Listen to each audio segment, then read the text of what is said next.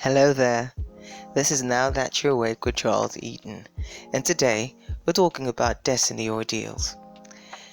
Now, it's hard to say how our beautiful destinies will unfold. We want it easy, but truthfully and thankfully, we don't get to choose. Let's zero in on our character for today, Joseph. He is a favorite child who gets stripped of the soft life and thrown into the wild world. He landed in Potiphar's house after seasons of suffering at the hands of Midianite slaves, and he didn't just pick him, his brothers sold him to the Midianite slave traders. When Potiphar bought Joseph, and you need to know this, he got a good deal. Now, Joseph was a manager. He was used to managing affairs for his dad. His dad taught all his children well. So occupying this position as a slave and a master among slaves, managing the affairs for Potiphar, it was no big deal for him. It was occupying the same position at home. It was doing the same thing. His father would say, go check your brothers, find out what's going on with them, and give me reports. That was the same thing it was doing. So he knew how to check the numbers and cause increase in his father's business. It was no big deal.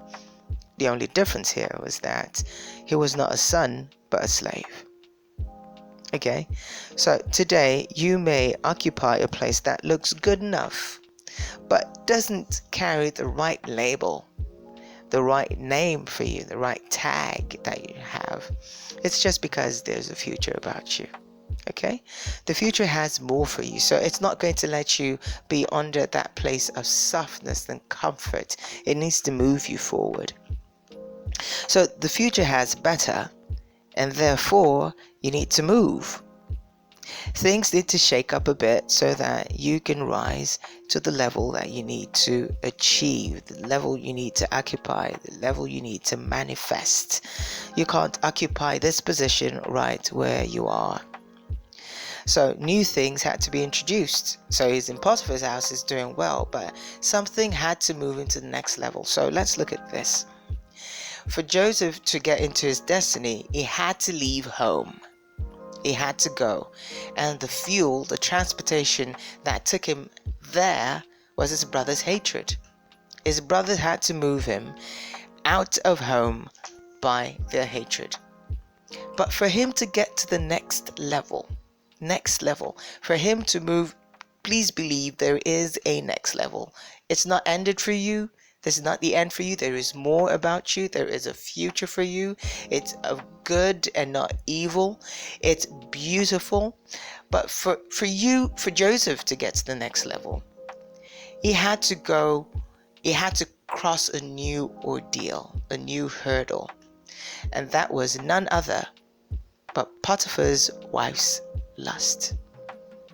Now, you would expect that something more threatening, like torture, abuse, demotion, or being posted to a worse department, or being deprived of something, would be the ordeal, would be the difficulty. But no, for Joseph, it was a woman's lust. That was the ordeal. Now, for you, that delicious-looking boy or girl might be the ordeal. Maybe it's not. It's not the flesh. Maybe it's money. Maybe it's bribe. Maybe it's a false promise, a position, something too tempting to look over, but you know it's going to lead to trouble at the end of the day. That's what you have to face. That is your hurdle, your ordeal. But you need to cross it. Joseph needed Potiphar's wife. You need that ordeal. Now, we may think that for Joseph to get to the position of prime minister, it would have gone through any other route. But going by this particular plot, and let's think about it. What if Potiphar's wife wasn't there? What would have happened? Maybe Joseph would have been a good leader. He would have risen to the position. Maybe he would have done so many other things. Yes, all those permutations exist, but going by this plot, and let's accept the authenticity of what this plot is. Going by this plot, there was no other way to be prime minister of Egypt, but to be pressed down and shaken by Potiphar's wife's lust. You see, you need to get to the next position. What's pushing you down? What's tempting you? Whatever you have to go through is what you need to deal with to get to the next level. And the next level is right there available for you. What's tempting you? Whatever it is you have to go through it. Don't fall. Do what Joseph did. Don't fall. Don't yield to the temptation, Don't feed that person's lust or whatever it is they're bringing. Because if you feed what they're bringing, you're starving your destiny. So don't compromise. Do exactly what Joseph did. So that temptation is a sign. I think you'd like this. It's a sign that you are going through a test and that you're moving to something higher, right? That sounds good.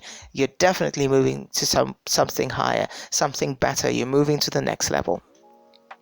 But you need to pass a test. You need to go through it. Be encouraged.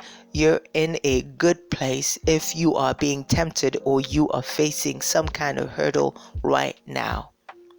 The pressure, the mess is absolutely important. You need it. But what you shouldn't do is run away or give in. Don't be confused. Confusion is not going to help you. Being confused is not going to help anything. Don't wonder, was I called? Was this part of my destiny? It is. But you need to go through it. Joseph must have started wondering, those dreams, were they true? Did I just come up with them?